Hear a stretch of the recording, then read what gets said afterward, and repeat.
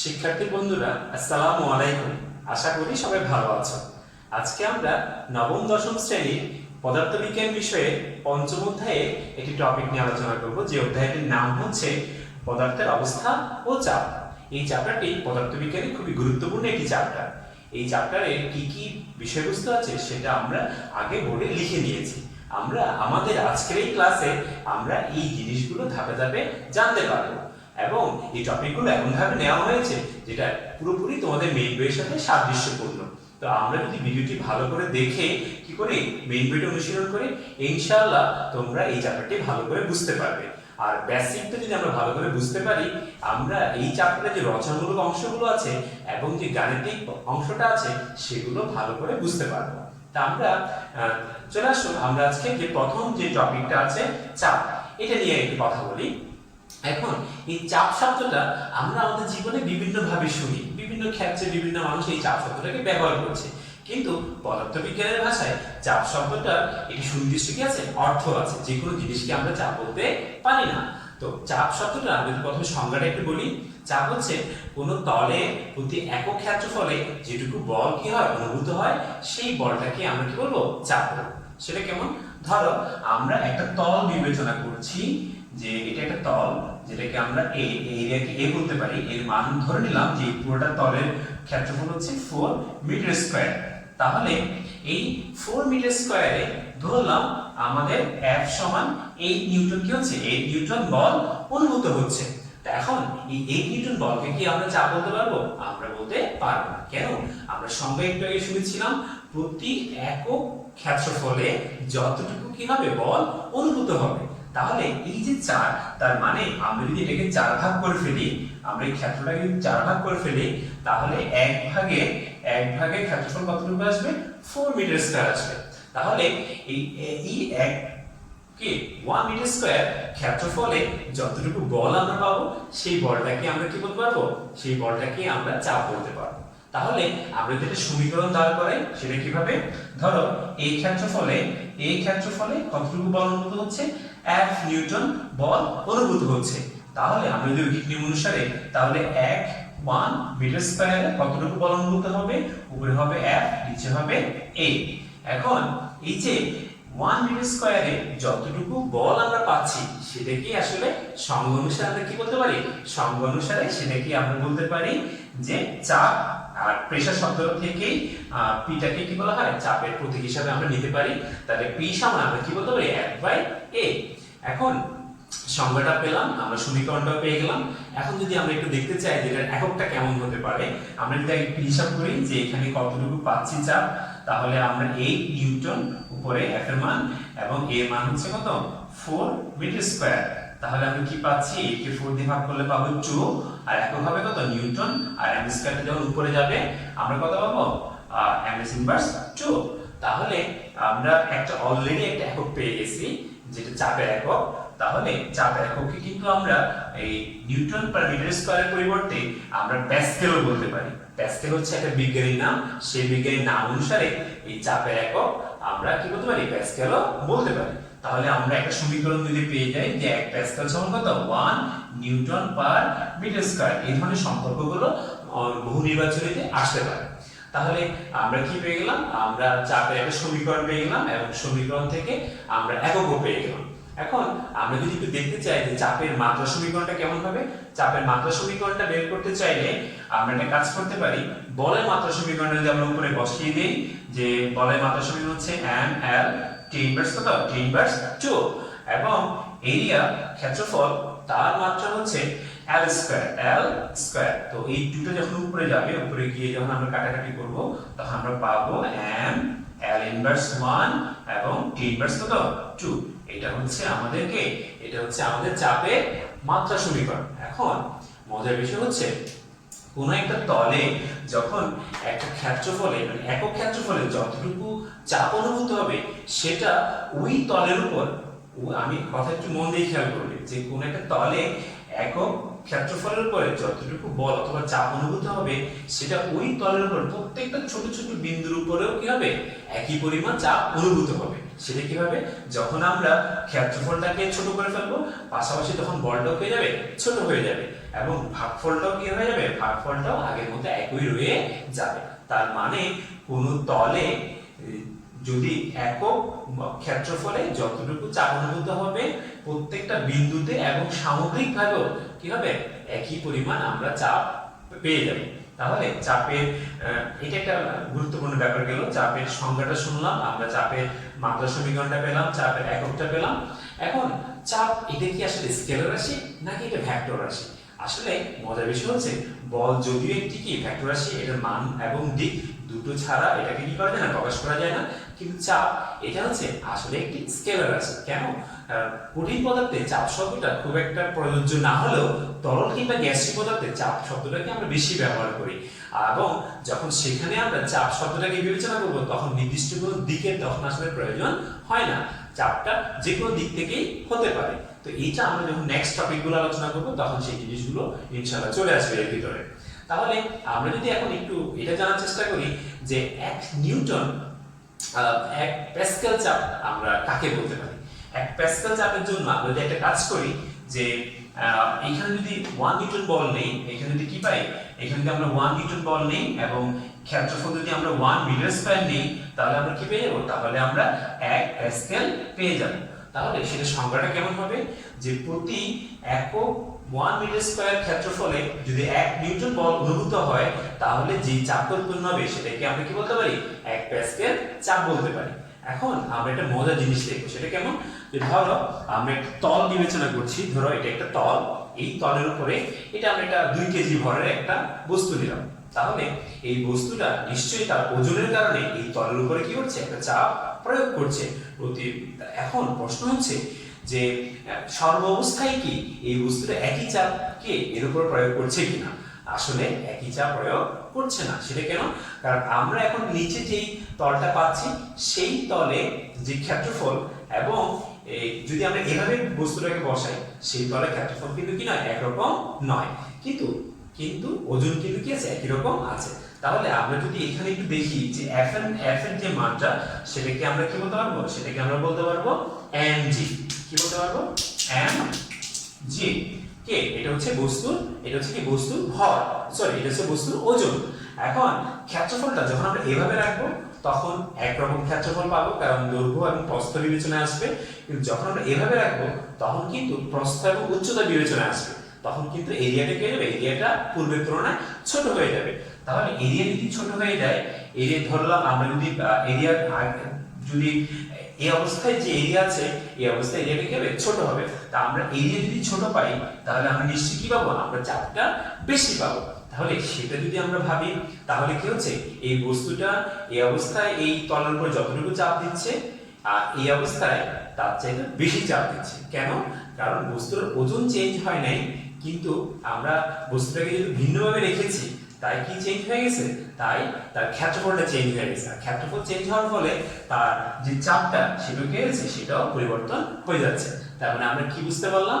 আমরা বুঝতে পারলাম যে ওজন একই থাকা সত্ত্বেও ক্ষেত্রফল ভিন্নতার কারণে কি হতে পারে? চাপে ভিন্ন হয়ে যেতে পারে। এখন তোমরা যদি একটু মিলিয়ে নাও, ধরো তুমি শুয়ে আছো, শুয়ে থাকা অবস্থায় তুমি বিছানায় যে চাপ প্রয়োগ করবে সেটার তুলনায় তুমি যদি বিছানায় দাঁড়িয়ে থাকো তাহলে তুমি বেশি চাপ প্রয়োগ করবে। কেন? কারণ তখন তুমি যখন তুমি দাঁড়িয়ে আছো তখন তুমি 2 পায়ের উপর ভর করে দাঁড়িয়ে আছো, এবং 2 পায়ের ক্ষেত্রফল তোমার পুরো শরীরের ক্ষেত্রফলের চাইতে কি হবে? কম হবে। আর ক্ষেত্রফল কম হওয়ার কারণে চাপটা কি হবে?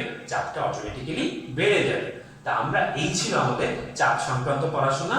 আমরা আশা করি আমরা ব্যাপারটা বুঝতে পেরেছি। এখন আমরা একটু নেক্সট টপিকে চলে যাচ্ছি, যেটা হচ্ছে ঘনত্ব। ঘনত্ব কাকে বলে? তো ঘনত্ব হচ্ছে আমরা যদি সংজ্ঞাটা একটু শুনি, ঘনত্ব হচ্ছে নির্দিষ্ট তাপমাত্রায় একক আয়তনের পদার্থের ভরকে আমরা কি বলতে পারি? আমরা ঘনত্ব বলতে পারি। সেটা কেমন? ধরো যে ভি আয়তনে কোন একটা পদার্থের ভর হচ্ছে m কেজি। ভি আয়তনে একটা পদার্থের ভর কত? m KG. তাহলে একক আয়তনের ভর কত হবে? একক আয়তনের ভর হবে m/v। এবং সংজ্ঞা অনুসারে এটাকে আমরা কি বলবো? এটাকে আমরা ঘনত্ব বলবো। তাহলে ঘনত্বকে কি দিয়ে প্রকাশ করা হয়? ঘনত্বকে রো দিয়ে প্রকাশ করা হয়। তাহলে তাহলে ঘনত্বের জন্য আমরা কি সমীকরণ পাচ্ছি? আমরা পাচ্ছি যে রো ইকুয়ালস টু m/v। এখন আমি শুরুতে একটা কথা বলেছিলাম যে নির্দিষ্ট তাপমাত্রায় আমাদেরকে এই পরিমাপটা করতে হবে। কেন? কারণ তাপমাত্রার সাথে আয়তনের ঠিক আছে সম্পর্ক আছে। আমরা যদি তাপমাত্রাটাকে বাড়িয়ে ফেলি তাহলে কিন্তু আয়তনটা কি হয়ে যায়? সাথে সাথে বেড়ে যায়। আর আয়তন বেড়ে গেলে ভাগফলটা কিন্তু কি হবে? কমে যাবে। আর ভাগফল কমে গেলে রো এর মানটা কি হয়ে যাবে? চেঞ্জ হয়ে যাবে। তাহলে আমরা যে বস্তুরই ঘনত্ব পরিমাপ করব না কেন, আমরা তাপমাত্রাকে নির্দিষ্ট রেখে একক আয়তনে তার যতটুকু কি আছে ভর আছে সেটাকে আমরা ওই বলতে কি বলতে পারি? ঘনত্ব বলতে পারি। এখন ঘনত্বের একক কি হতে পারে? ধরো ভরের একক হচ্ছে কেজি এবং আয়তন একক হচ্ছে কি? Metre cube. তাহলে আমরা এটা একক পাচ্ছি কত? KG per metre cube. এটা হচ্ছে আমাদের ঘনত্বের পরিমাপের একক।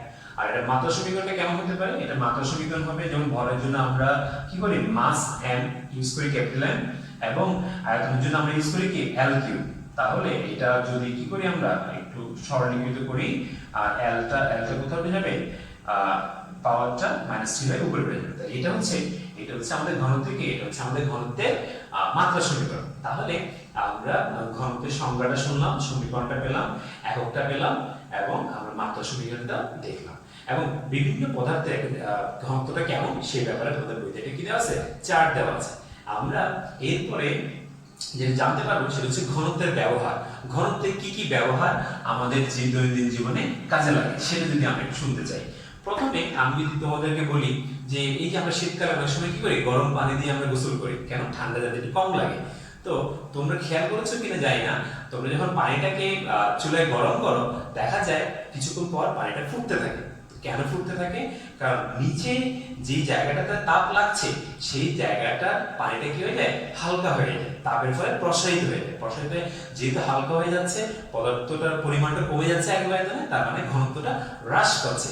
আর ঘনত্ব হ্রাস পাওয়ার ফলে নিচে যে পানি সেটা কোথায় চলে আসে? সেটা উপরে চলে আসে। আর উপরে চলে আসার ফলে উপরের পানি কোথায় চলে যায়? নিচে চলে যায়। এর ফলশ্রুতিতে এই ঘটনাটা বারবার ঘটে। নিচে পানি আসে, তাপ পায়, প্রসারিত হয়ে আয়তন প্রসারিত হয়ে ঘনত্ব কমে যায়, কমে গিয়ে কম ঘনত্বের পানি কোথায় চলে যায়? উপরে। এভাবে পর্যায়ক্রমে পুরো পানিটা কি লাভ করে? তাপ অর্জন করে। ফলে পানিটা গরম হয়। যদি এমনটা না হতো তাহলে কি হতো? তাহলে নিচের পানিটাই শুধু গরম হতো, কিন্তু উপরের পানিটা গরম হওয়ার সুযোগ পেত না। তাহলে এটা কিন্তু আসলে ঘনত্ব একটা কি প্রয়োগ। এরপরে যদি আমরা একটু ভাবি যে তোমরা অনেক সময় খেয়াল করেছো যে গ্রীষ্মকালে পুকুরে মানুষ খুব গোসল করতে পছন্দ করে। কেন? কারণ বাহিরের যে গরম, সেই গরম থেকে বাঁচার জন্য পুকুরে অনেকক্ষণ সময় নিয়ে গোসল করে। তোমরা যদি খেয়াল করো এখানেও কিন্তু ঘনত্বের একটা কি আছে? সুবিধা আছে। সেটা কেমন? ধরো পানির যে সারফেস, যে তল উপরিতল, সেই তলে কি হচ্ছে? গ্রীষ্মকালে সূর্যের যে প্রখর আলো সেটা পড়ছে। পড়ার ফলে সেই পানিটা কি হচ্ছে? তার আয়তনটাকে প্রসারিত করে দিচ্ছে। আর আয়তন প্রসারের ফলে তার ঘনত্বটা কি হচ্ছে? আমরা জানি কি যে আয়তনটা যখন বেড়ে যাবে, কি হবে? বেড়ে যাবে, তখন এই রো এর মানটা, ঘনত্বটা কমে যাবে। যেহেতু পুকুরের উপরের পানিটার ঘনত্ব কমে যাচ্ছে, তাই উপরের পানিটা আর কোথায় যেতে পারছে না? নিচে যেতে পারছে না। তার মানে গ্রীষ্মকালে গোসল করার সময় উপরের পানিটাই কি থাকে? গরম থাকে। নিচের পানিটা গরম হওয়ার কি পায় না? সুযোগ পায় না। কেন পায় না? কারণ সেটা নিচে আছে, সেটা সংস্পর্শে আসার কি পায় না? সুযোগ পায় না। তাই পুকুরের উপরের পানিটাই শুধু গরম থাকে, কিন্তু নিচের পানিটা মোটামুটি ঠান্ডা থাকে। সেই কারণে গোসল করে আমরা কি পাই? আরাম পাই। এখন যদি এমনটা হতো যে পুরো পানিটাই কি হতো? তাপ নিত, তাহলে তো গোসল করাটা কি হতো? আমাদের জন্য কঠিন হয়ে যেত। এখন আমরা যে আরো একটা শুনি, যেমন তোমরা নিশ্চয়ই দেখেছো বিভিন্ন অনুষ্ঠানে বেলুন ফুলানো হয়। সেখানে কি করা হয়? সেখানে কম ঘনত্বের হালকা, যেমন ধরো hydrogen gas, helium gas, methane gas. যদিও হিলিয়াম ব্যবহার করাটা সুবিধাজনক, হাইড্রোজেন কিংবা মিথেন গ্যাস ব্যবহার করাটা ভালো না। আর তারপর আমরা অনেক সময় ব্যবহার করে ফেলি। কেন ব্যবহার করি? কারণ এই গ্যাসগুলো অন্যান্য গ্যাসের তুলনায় হালকা, বায়ুর তুলনায় হালকা। এখন আমরা যখন এগুলো দিয়ে বেলুন ফুলাই, এবং সেই বেলুন আমরা বিভিন্ন অনুষ্ঠানে কি করতে পারি? ব্যবহার করতে পারি, এবং এগুলো কেটে দিলে কোথায় চলে যায়? বাতাসে বেশি উপরে চলে যায়। তাহলে বিভিন্ন বেলুনও আমরা কি করতে পারি? হালকা গ্যাস ব্যবহার করে, কম ঘনত্বের গ্যাস ব্যবহার করে আমরা সেটাকে উপরে উড্ডয়নে সহায়তা করতে পারি। এরপরে আমরা যদি বলি যে কোন একটা ডিম ভালো নাকি পচা, এটাও কিন্তু তুমি ঘনত্ব দিয়ে টেস্ট করতে পারো। সেটা কিভাবে? ডিম যদি বেশি পচা হয় তাহলে ডিমের ভিতরে একটা গ্যাস তৈরি হয়। গ্যাস তৈরি হওয়ার ফলে দেখা যায় যে সেটার ভরটা কি হয়? কমে যায়। আর সেটার ভর কমে যাওয়ার ফলে সেটার ঘনত্বটা কি পায়? হ্রাস পায়। আর ঘনত্ব হ্রাস পেলে তখন পানিতে যদি তুমি ডিমটাকে দিয়ে দাও, দেখবে যে ডিমটা কি হচ্ছে, ভাসছে। আর ডিমটা ভাসার ফলে আমরা বুঝতে পারি যে ডিমটা হয়তো নষ্ট হয়ে গেছে। এছাড়া তোমরা দেখবে বৌদ্ধ পূর্ণিমা অনুষ্ঠানে ফানুস উড়ানো হয়। সেই ফানুসে কি করা হয়, আসলে একটা ভিতরে একটা কি দিয়ে দেওয়া হয়, ভিতরে একটা বাতি জ্বালিয়ে দেওয়া হয়। যেই বাতির তাপের ফলে ভিতরে বায়ুটা প্রসারিত হয়ে কি হয়ে যায়, তার ঘনত্বটা হ্রাস পেয়ে যায়। ফলে ওই ফানুসটা কি হয়, এই ফানুসটা ধীরে ধীরে আকাশে উড়ে যায়। তাহলে আমরা বিভিন্ন ক্ষেত্রে কিন্তু আসলে আমরা কি পাচ্ছি, আমরা ঘনত্বের ব্যবহার দেখতে পাচ্ছি। তাহলে আমরা আশা করি তোমরা এটাও বুঝতে পেরেছো, আমরা এটা একটা চাপ করে ফেলছি। এরপর আমরা 4 নাম্বার যে টপিকটা সেটাতে যদি চলে আসি, 4 নাম্বার টপিকে কি বলা হয়েছে, তরলের ভেতরে চাপ। এটা কেমন, এটা যদি আমরা একটু দেখতে চাই, তাহলে আমরা প্রথমে একটা কি করছি, প্রথমে একটা ধরো একটা গ্যাস, একটা জার চিন্তা করছি, একটা ধরো কুয়া এই টাইপের কিছু একটা ভাবছি। সেখানে ধরো এইটুকু পর্যন্ত পানি আছে। সেই পানিতে ধরো আমরা একটা কি করলাম, একটা সিলিন্ডারের মতো একটা বস্তু কি করলাম, বিবেচনা করলাম, ধরলাম এইটুকু একটা কি আছে, বস্তু আছে নিমজ্জিত অবস্থায়। এখন প্রশ্ন হচ্ছে যে এই যে একটা ক্ষেত্র এই ক্ষেত্রে সে কি পরিমাণ চাপ অনুভব করবে। তোমরা জানো যখন তরলের ভিতরে কেউ থাকবে, ধরো আমরা যদি কি যাই, পানির নিচে যাই, আমরা কি হবে, পানির অণুগুলো চতুর্দিক থেকে আমাদের উপর কি হবে, চাপ প্রয়োগ করবে। তা আমরা একটু দেখতে চাই যে তরলের কোনো একটা বিন্দুতে চাপটা কিভাবে কি করা হয়, নির্ণয় করা হয়। এখন আমরা যদি একটু দেখি, যে ধরে নিলাম যে এই যে তলটা কি আছে, পানির উপর তল থেকে এইচ কি আছে, এইচ উচ্চতা নিচে আছে। তা এখন আমরা যদি একটু দেখতে চাই যে এখানটায় কতটুকু চাপ অনুভূত হবে, তাহলে সমীকরণটা কেমন হবে, আমরা কি পাচ্ছি, চাপের যে সমীকরণ সেটা হচ্ছে F P সমান কি F divided by A, F divided by A। যে বলকে আমরা কি দিয়ে ভাগ করলে পাই, ক্ষেত্রফল দিয়ে ভাগ করলে আমরা চাপটা পেয়ে যাই। এখন প্রশ্ন হচ্ছে যে এই তলটাতে কতটুকু মানে কি বল অনুভূত হবে, সেটা যদি কিভাবে বুঝবো, সেটা হচ্ছে এটা যদি আমরা একটা সিলিন্ডার চিন্তা করি, একটা স্তম্ভ চিন্তা করি, এটা নিশ্চয়ই ওজন আছে। সেই ওজনটা অভিকর্ষ বলের ফলে যতটুকু কি করবে, বল নিচের দিকে দিবে, যতটুকু ওজন থাকবে সেটাই হচ্ছে তার বল। তাহলে আমরা F সমান কি বলতে পারি, F সমান আমরা বলতে পারি mg, মানে তরলে ওই স্তম্ভের তরলে ওজন। এরপরে নিচে কি আছে, নিচে A আছে। এখন আমরা ঘনত্বের একটা সমীকরণ পেয়েছিলাম, সেটা কি, সেটা হচ্ছে rho m by k v। সেখান থেকে আমরা যদি r গুণন করি, আমরা কি পাচ্ছি, m সমান পাচ্ছি কি rho v। এখন আমরা যদি আরেকটু ভাঙাই এই জিনিসটাকে, যে rho আর v মানে কি, v মানে হচ্ছে ভলিউম বা আয়তন। আয়তনের ভিতরে কি থাকে, যেমন ক্ষেত্রফলের সাথে যদি আমরা উচ্চতাকে গুণ করি, যেমন নিচে একটা এরিয়া A আছে, তার সাথে যদি আমরা h কে গুণ করি, তাহলে আমরা কি পাবো, আমরা পাবো A h। তাহলে আমরা কি করলাম, প্রথমে ঘনত্ব থেকে এই সমীকরণটা পেলাম আর গুণ করে, এরপর আমরা ভলিউমের জায়গায় ক্ষেত্রফল গুণ কি দিলাম, উচ্চতা দিলাম। এখন আমরা এই m এর যে মানটা আছে, এই মানটাকে আমরা এখানে বসিয়ে দিলে আমরা কি পাচ্ছি, আমরা পাচ্ছি rho A h, m এর পরিবর্তে এটা কি করলাম, মানটা বসিয়ে দিলাম। এরপরে g আছে, g দিলাম, এবং নিচে কি আছে, নিচে আছে A। তাহলে এরপরে কি আসবে, এরপরে A যদি আমরা বাদ যায়, তাহলে আমরা পাচ্ছি একটু যদি সাজিয়ে লিখি, h rho g। h rho g কিসের মান, এটা হচ্ছে আমাদের চাপের মান, তরলে কোনো একটা বিন্দুতে কোনো একটা তলে চাপের মান। তাহলে আমরা সমীকরণ পেয়ে গেলাম যে P সমান h rho g। এখন এই সমীকরণটা খুবই সিগনিফিকেন্ট একটা সমীকরণ, খুবই তাৎপর্যপূর্ণ একটা সমীকরণ। ধরো P সমান যদি h rho g হয়, এই সমীকরণটা কিন্তু অনেক কিছু মিন করে। কি মিন করে, যে নির্দিষ্ট একটা স্থান যদি আমি চিন্তা করি, তো নির্দিষ্ট স্থানে জি এর মান নিশ্চয়ই কি থাকবে, নির্দিষ্ট থাকবে, এটা পরিবর্তন হবে না। এবং তরলটা যদি আমরা নির্দিষ্টভাবে যে তরলটা সেটাকে আমরা চেঞ্জ করব না, তাহলে কি হবে না, নিশ্চয়ই ওই তরলের ঘনত্বটাও কি হবে না, পরিবর্তন হবে না। এখন এটাও ধ্রুবক, এটাও ধ্রুবক, এই দুটো ধ্রুবককে যদি আমরা তুলে ফেলি, তাহলে আমরা কি পাচ্ছি, আমরা পাচ্ছি চাপ P is proportional to h। তার মানে কি দাঁড়ালো, তার মানে দাঁড়ালো তরলের অভ্যন্তরে কোনো বিন্দুতে চাপ, এই চাপটা কি হবে, h এর সমানুপাতিক হবে। তাহলে h যত বাড়বে, h মানে আমরা যদি আরো নিচে যেতাম, তাহলে চাপের মানটা কি হতো, আরো বেশি বৃদ্ধি পেত। তাহলে আমরা যেটা বলতে পারি যে এটা আসলে ক্ষেত্রফল তবে এরিয়ার উপরে কি করে, নির্ভর করে না, এটা নির্ভর করে যে কতটুকু নিচে আমি ওই চাপটাকে কি করছি বিবেচনা করছি। তাহলে আমরা কি পেলাম, আমরা পেলাম নির্দিষ্ট স্থানে যদি নির্দিষ্ট তরল আমরা বিবেচনা করি তাহলে সেই ক্ষেত্রে চাপের মানটা কি হবে, উচ্চতা সমানুপাতিক হবে। তার মানে উচ্চতা বেড়ে গেলে চাপটাও কিভাবে বৃদ্ধি পাবে।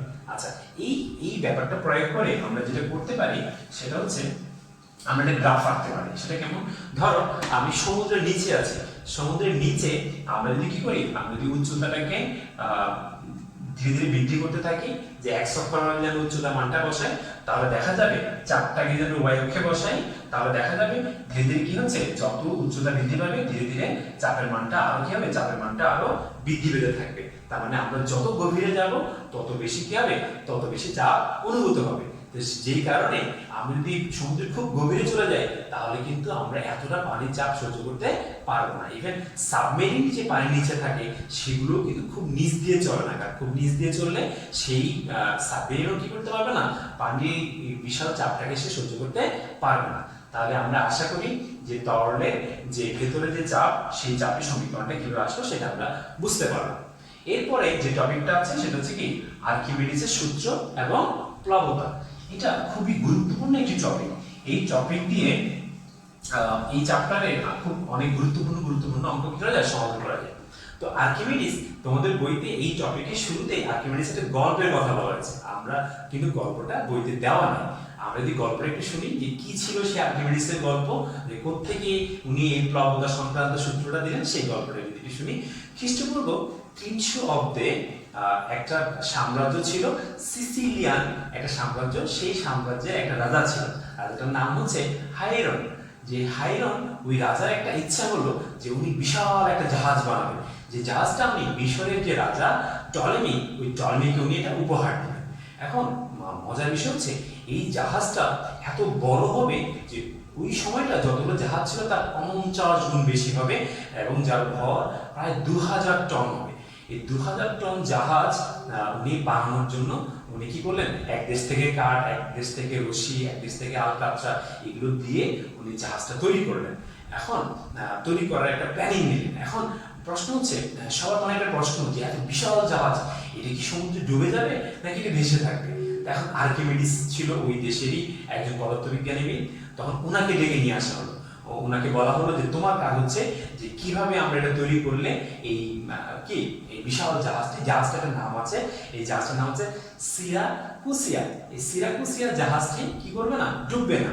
তো এইটার দায়িত্ব কাকে দেওয়া হলো, আর্কিমিডিসকে। ও আর্কিমিডিস তো এই বিশাল এই মানে কি দায়িত্ব পেয়ে উনি খুব চিন্তিত হয়ে গেলেন যে কিভাবে এই গুরু দায়িত্ব, এত বিশাল জাহাজ কিন্তু এটা পানিতে ডুবতে পারবে না, এই শর্তে চলে আসবে, মানে কি তৈরি করতে হবে। তখন একজন উনি গোসল করতে গিয়ে খেয়াল করলেন, যখন উনি গোসলের বাথটাবে নামলেন, চৌবাচ্চায় নামলেন, দেখা গেল যে উনি নিজেকে একটু হালকা অনুভব করছেন, এবং পাশাপাশি উনি মানে কি চৌবাচ্চায় নামার ফলে কিছু পানি সেখান থেকে পড়ে গেল। তা উনি বুঝতে পারলেন যে যখনই কোনো একটা বস্তুকে কি হলো, কি করবো, আমরা পানিতে নিমজ্জিত করব, তখন বস্তুটা কিছুটা ওজন হারাবে, এবং এই ওজন হারানোর ঘটনা থেকে উনি জাহাজ কিভাবে ভেসে থাকতে পারে সেরকম একটা উনি তথ্য আবিষ্কার করে ফেললেন। তো যেটাকে এরপর উনি ইউরেকা বলে, ইউরেকা মানে কি পেয়েছি এটা চিৎকার করে রাজ্য মহলে গিয়ে এই ব্যাপারটা ব্যাখ্যা করলেন। আচ্ছা, এখন এটা ছিল গল্প। এখন আমরা যদি একটু জানতে চাই যে প্লাবতা এটা কি জিনিস। আচ্ছা, প্লাবতা বলার আগে আমরা যদি একটু আর্কিমিডিসের সূত্রটা একটু জানি, আর্কিমিডিসের সূত্রটা কি, সেটা হচ্ছে কোন একটা তরল বা বায়বীয় পদার্থে যদি আমরা কোন একটা পদার্থকে কি করি, নিমজ্জিত করি, তাহলে সে খানিকটা ওজন হারাবে। এই হারানো ওজনটা ওই বস্তু কর্তৃক অপসারিত পানির ওজনে, তরলের ওজনে কি হবে, সমান হবে।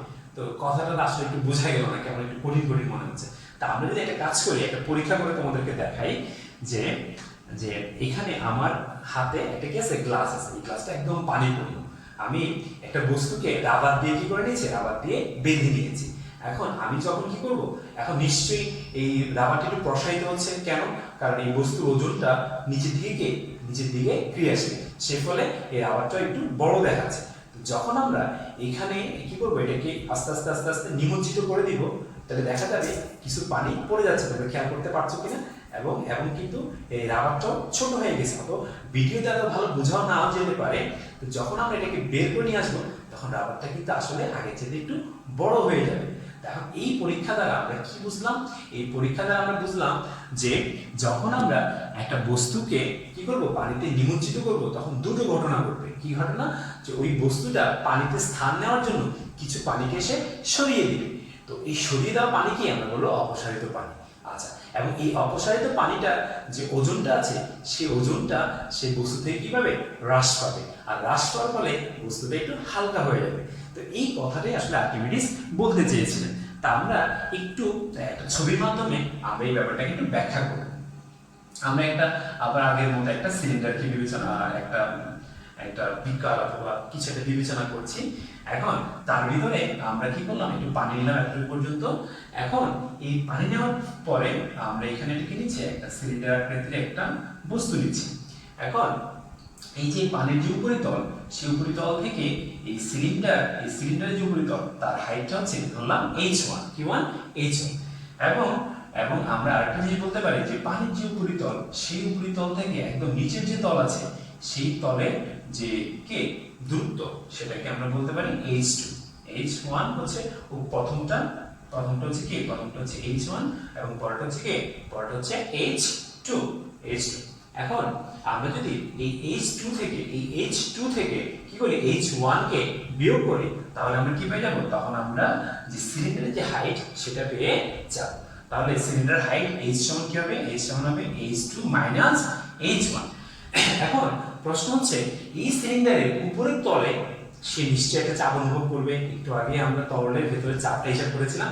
সেই চাপটাকে যদি আমরা একটু নেই যে এই সিলিন্ডারটা উপরের তলে কতটুকু চাপ অনুভব করবে, তাহলে সেটাকে যদি আমরা P1 বলি তাহলে P1 সমান আমরা কি পাবো? সূত্রটা কি ছিল? H rho g। তাহলে এখানে হবে H1 rho g। আমরা H1 কেন নিলাম? কারণ এই দূরত্বটা হচ্ছে H1, এই তলের দূরত্বটা হচ্ছে H1। আর রোটাকে কেন চেঞ্জ করছি না? কারণ রোটা হচ্ছে একই তরল। এখানে ধর পানি হলে পানি, কেরোসিন হলে কেরোসিন, ওটাকে আমরা কি করি? এটাকে আমরা চেঞ্জ করে নিই। তাই রোটা কি থাকবে? ফিক্স থাকবে। আর জি, যেহেতু বস্তুটাকেও আমরা এই পরীক্ষাটাকে আমরা নির্দিষ্ট স্থানে করছি তাই জি এর মানটাও চেঞ্জ হবে না। তাহলে আমরা যেটা পেলাম যে সিলিন্ডারটি পানির উপরিতল থেকে H1 দূরত্বে থাকার ফলে কি করছে? উপর থেকে নিচের দিকে P1 চাপ অনুভব করছে। এখন আমরা যদি কি করি যে উপর থেকে নিচের তলে এই তলে মানে এই যে সারফেসটা, এই সারফেসে কতটুকু চাপ অনুভব করছে সেটা যদি আমরা হিসাব করি তাহলে আমরা কি পাবো? আমরা পাবো h2 rho g। এটা আমরা পেয়ে যাব। তো h2 rho g এটা হচ্ছে উপরিতল থেকে এই নিচের তলে যে ডিসটেন্স ছিল সেই উচ্চতার জন্য এই তলে কতটুকু চাপ অনুভূত হচ্ছে তার একটা সমীকরণ। তো এই দুটি সমীকরণই আমরা প্রতিষ্ঠা করেছি থেকে ওই যে একটি সূত্র ছিল সেই সূত্র থেকে। তাহলে আমরা উপরিতল একটা চাপের সমীকরণ পেয়ে গেলাম, নিচের তল আমরা কি পেয়ে গেলাম? চাপের সমীকরণ আমরা পেয়ে গেলাম।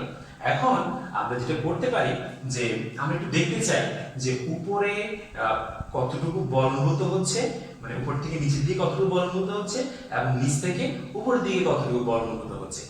এটা কি আসলে একই রকম হবে? এটা আসলে একই রকম হবে না। কেন? কারণ h1 এর মান হচ্ছে ছোট আর h2 মান হচ্ছে বড়। আমরা বলেছিলাম যে উচ্চতা বেড়ে গেলে কি হয়? উচ্চতা বেড়ে গেলে চাপ বেড়ে যায়। তাহলে আমরা যদি এখন একটা হিসাব করি যে প্লবতার সংজ্ঞাটা আমি একটু পরে দিচ্ছি। প্লবতা সমান কি হবে? F2 F1। F2 কি? F2 হচ্ছে নিচের যে তল আছে সেই তলে কতটুকু বল কি হচ্ছে নিচ থেকে উপরে অনুভূত হচ্ছে সেটা। আর F1 এটা হচ্ছে কি? এটা হচ্ছে উপর থেকে নিচের দিকে কতটুকু বল অনুভূত হচ্ছে সেটা। এখন আমরা বলের সমীকরণ থেকে যেটা পাই সেটা হচ্ছে চাপের সমীকরণ থেকে P কি? P F/A। সেখান থেকে যদি আর গ্রহণ করি তাহলে আমরা F সমান কি পাবো? F সমান পাবো PA। তাহলে এই সমীকরণটাকে আমরা যদি এখানে প্রয়োগ করি তাহলে আমরা কি পাচ্ছি? F2 সমান পাবো আমরা P2A P1A। তাহলে আমরা এই সমীকরণটাকে ব্যবহার করে আমরা কি করলাম? দুটো রাশি পেয়ে গেলাম। এখন আমরা যদি এই P1 এবং P2 মান এখানটায় বসিয়ে দেই তাহলে আমরা কি পাবো? আমরা পাবো P2 হচ্ছে কত? P2 হচ্ছে H2 rho g আর এখানে আগে থেকে কি আছে? A আছে এবং এখানে পাবো মাইনাস P1 এর মান কত? H1 rho g এবং আগে থেকে আছে A। তাহলে আমরা মানগুলো P1 P2 এর মান কি বললাম? এখানে বসিয়ে দিলাম। এখন আমরা যেটা করব সেটা হচ্ছে আমরা কমন নিব। কি কমন যায় সেটা একটু নিয়ে ফেলি। তাহলে আমরা যদি একটু উপরে লিখি আমরা এখানে কমন পাচ্ছি, এখানে আমরা কমন পাচ্ছি আসলে এইচ। আমরা যদি কমন অংশটা একটু পিছনে লিখি, আমরা পাচ্ছি রো কমন পাচ্ছি, আমরা জি কমন পাচ্ছি এবং আমরা এ কমন পাচ্ছি। তাহলে আমরা এ এইচ এ রো কে জি এই তিনটা জিনিস দুটো রাশি থেকে আমরা কি পাচ্ছি কমন পাচ্ছি। তাহলে প্রথম রাশিতে কি থাকবে? প্রথম রাশিতে থাকবে h2 এবং পরবর্তী রাশিতে কি থাকবে? পরবর্তী রাশিতে থাকবে h1। তাহলে এখন আমরা একটু আগে একটু হিসাব করেছিলাম যে এই পুরো কে হাইট থেকে আমরা যদি উপরে হাইটটা বিয়োগ দিই তাহলে আমরা কি পাচ্ছি? আমরা এই হাইটটা, তার মানে h2 থেকে h1 বিয়োগ দিলে কি পাওয়া যায়? h পাওয়া যায়। তাহলে পুরো হাইট থেকে আমরা উপরের যে দৈর্ঘ্যটা আছে সেটা যদি বাদ দিই, পুরো থেকে এটা বাদ দিলে আমরা কি পেয়ে যাব? আমরা এই h টাকে পেয়ে যাব, আমরা সিলিন্ডারের উচ্চতাটাকে পেয়ে যাব। তাহলে আমরা এখানে কি পাচ্ছি? আমরা পাচ্ছি h a রো g। তাহলে এটা কার সমীকরণ? এটা হচ্ছে প্লাবতা। প্লাবতাকে যদি আমরা কি বলি? এক বলি, তার একটা সমীকরণ। তো এখন এটা যদি আমরা একটু সরল করি, একটু ছোট করি, সেটা কি পাবো? আমরা পাবো, আমরা দেখে একটু মুছে দেই যে এই এইচ এবং এ এটা হচ্ছে আসলে আয়তন। কারণ আমরা জানি ক্ষেত্রফলকে h দিয়ে গুণ করলে কি পাওয়া যায়? ক্ষেত্রফলকে h দিয়ে গুণ করলে আয়তন পাওয়া যায়, v পাওয়া যায়। তাহলে আমরা v রো g এটা পেয়ে গেলাম। তাহলে কার পরিবর্তে পেলাম? f এর পরিবর্তে পেলাম। এখন আমরা তো আসলে সমীকরণটাই দাঁড় করে ফেললাম, কিন্তু আমরা এখন প্লাবতার সংজ্ঞাটাই বললাম না। সেটা হচ্ছে কোন বস্তুকে যখন আমরা কি করব? তরল বা গ্যাসীয় পদার্থে আংশিক বা সম্পূর্ণরূপে নিমজ্জিত করব, তখন দেখা যাবে নিচ থেকে একটা কি পাবো? একটা বল অনুভব করব। সেই যে লব্ধি বল নিচ থেকে আমরা অনুভব করব, সেই বলটাকে আমরা কি বলবো? সেই বলটাকে আমরা প্লাবতা বলবো। তাহলে প্লাবতার সংজ্ঞাটা শুনো, আমি আবার একটু রিপিট করি। কোন একটা পদার্থকে আমরা যদি তরল, আমরা যেমন একটু আগে একটু টেস্ট করেছিলাম, কি টেস্ট করেছিলাম? যে আমরা এই তরলে এই বস্তুটাকে কি করেছিলাম? নিমজ্জিত করেছিলাম। নিমজ্জিত করার ফলে কি হয়েছিল? রাবারটা একটু ছোট হয়ে গেছিল। কেন ছোট হয়ে গেছিল? কারণ নিচ থেকে একটা বল অনুভূত হচ্ছিল। এখন প্রয়োগ আমি যখন কি করলাম? পানি থেকে বের করে ফেললাম, দেখলাম যে এটা আরো বড় হয়ে গেছে রাবারটা। কেন? কারণ ওজনটা বেড়ে গেছে। যখন আমরা কি করব? তরলে বস্তুটাকে নিমজ্জিত করব, তখন নিচ থেকে একটা লব্ধি বল কি হবে? অনুভূত হবে। এই লব্ধি বল মানে কি? উপরের বল থেকে যখন আমরা নিচের বল কি করব? বিয়োগ করব, মানে নিচের যে বলটা সেখান থেকে যখন উপরের বলটা বিয়োগ করব, তখন আমরা এটা কি পাবো? আমরা একটা বল পাবো। এই বলটাকে আমরা কি বলবো? আমরা প্লাবতা বলবো। তাহলে প্লাবতা এটা খুবই গুরুত্বপূর্ণ একটা সংজ্ঞা। এই সংজ্ঞা দিয়ে আমরা এই আর্কিমিডিসের সূত্র অনুসারে আমরা কোন একটা বস্তু যে কেন ভেসে থাকবে, কেন ডুবে থাকবে, সেটা আমরা কি করতে পারবো? নির্ধারণ করতে পারবো।